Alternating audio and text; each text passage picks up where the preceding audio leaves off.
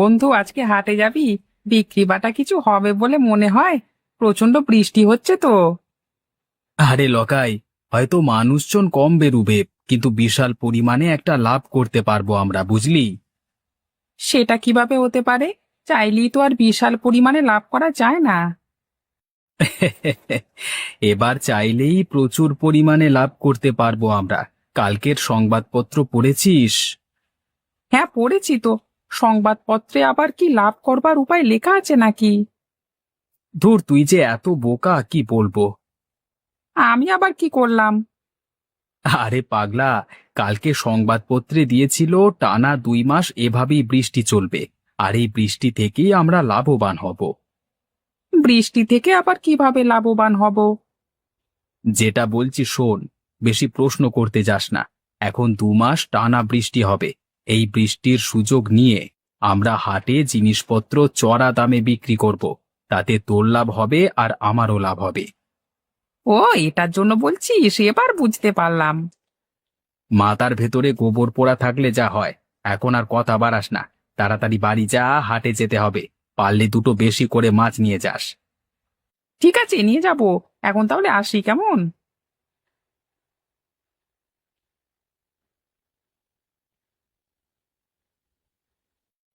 আজকে হাটে তো একটা দোকানও খোলা নেই। ভালোই হলো, আমাদের কাজ আরো সুবিধের হয়ে গেল। ঠিক বলেছিস লকাই। চল, একটা ছাউনির নিচে গিয়ে বসি। মনে হয় আজকে আর কেউ বেশি দোকান খুলবে না।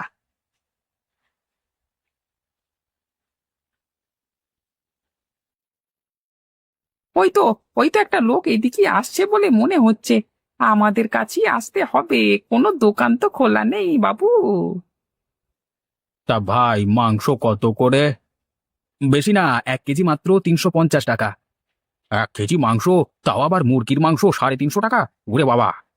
এই বর্ষার দিনে জিনিসপত্রের দাম তো বাড়বেই। এত বৃষ্টিতেও দোকান খুলেছি, দাম তো একটু বেশি হবেই। আশেপাশের কোনো দোকানই খোলেনি, দেখুন না। সে না হয় বুঝলাম, তা বলে এত দাম?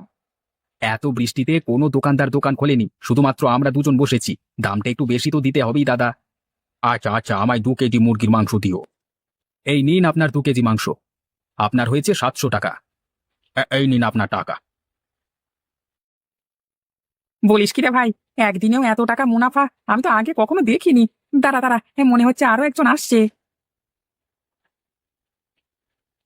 লোকাই, মাছ কত করে দিচ্ছিস রে?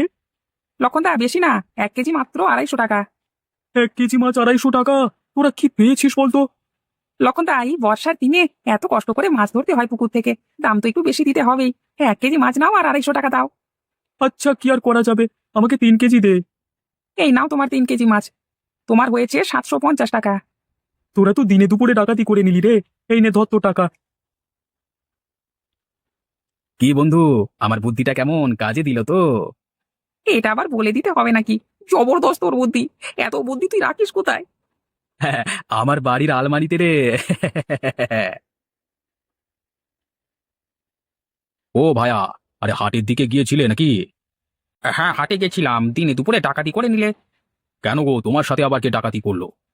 কি আর করবে ডাকাতি? তোমাদের পাড়ার নগেন মাংস বিক্রি করছিল। আমি কিনলাম, 350 টাকা কেজি হিসেবে নিল। বলেন কি গো, 150 টাকার মাংস 350 টাকা নিল? একেবারে 200 টাকা বেশি। তার বলতে, হাটে কোনো দোকান খোলেনি বলে যা ইচ্ছে তাই করছে ওরা। আচ্ছা, আমি এখন বাড়ি যাই, দেরি হয়ে যাচ্ছে আমার আবার।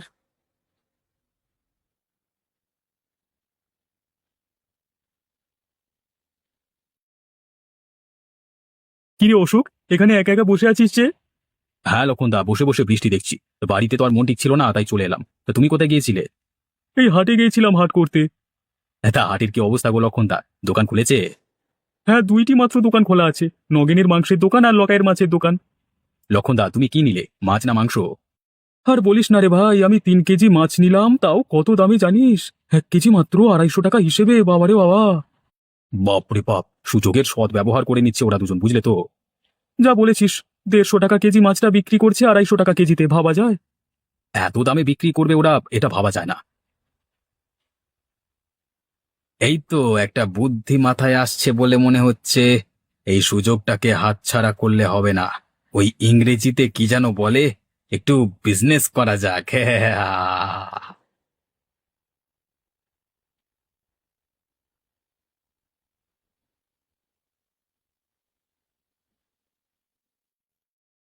গো, এবার তো কিছু একটা করতে হবে।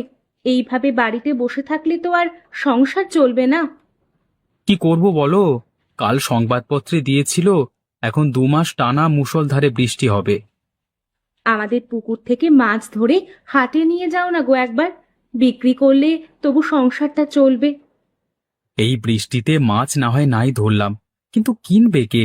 যা বৃষ্টি হচ্ছে তাতে লোকজন বাড়ি থেকে বেরোবে বলে তো মনে হয় না। তুমি অত চিন্তা করো না, বিধাতা ঠিক একটা না একটা উপায় বের করে দেবে। এইভাবে মুষলধারে বৃষ্টি চলতে থাকলে কিছুদিনের মধ্যেই বন্যা হয়ে যাবে, তখন সংসার চালানো আরো মুশকিল হয়ে যাবে। আরে অশোক দা যে, তা কি মনে করে আমার বাড়িতে? কেন রে নিতাই, আমি কি এমনি এমনি আসতে পারি না? আরে অশোক দা, তুমি খারাপ ভাবছো কেন? আমি ওটা বলতে চাইনি। আমি বলছি বৃষ্টি মাথায় নিয়ে আমার বাড়িতে এসেছো, নিশ্চয়ই কিছু তো দরকার আছে। দরকারটা কি সেটা বলো। তোর যে ওই ছোট পুকুরটা আছে, ওটা আমি 2 মাসের জন্য কিনতে চাই। আমি 10,000 টাকা তোকে দেব, রাজি থাকলে বল। তুমি 2 মাসের জন্য পুকুরটি নিয়ে কি করবে? নিতাই, আমি তোকে টাকা দিচ্ছি, পুকুরটা 2 মাসের জন্য কিনবো। কি করব সেটা তো আমি তোকে বলতে পারবো না। তাহলে কি করে দিই আমি? কেন দেবে না? তোমায় 10,000 টাকা দেবে। আর করলে কি করবে? নয় মাছ ধরবে। আমাদের পুকুরের মাছের যা দাম হবে তার থেকে অনেক বেশি টাকা দিচ্ছে অশোকদা তোমায়। আচ্ছা, তাহলে 2 মাসের জন্য আমি আমার পুকুরটাকে তোমায় বিক্রি করে দিলাম। এই নে ধর তোর 10,000 টাকা। বলেছিলাম না, বিধাতা ঠিক একটা না একটা উপায় দেখিয়ে দেবে।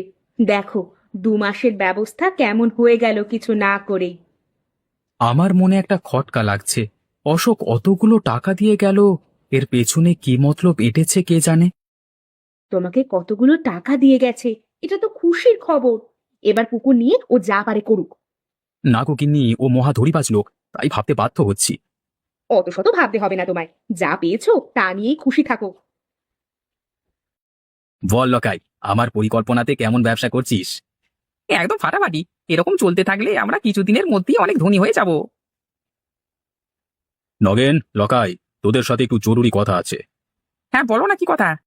নগেন, আমি তোর পোল্ট্রি ফার্মটা 2 মাসের জন্য কিনতে চাই, আর তার জন্য আমি তোকে 10,000 টাকা দেব। না না, 10,000 টাকায় আমি মোটেই দেব না। আমার 20,000 টাকা দিতে হবে, তবেই বিক্রি করব।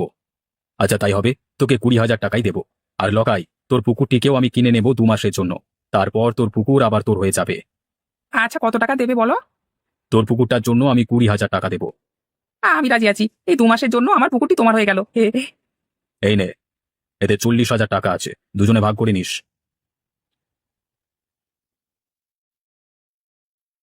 নে তাড়াতাড়ি হাত চালা, আবার হাটে গিয়ে বিক্রি করতে হবে।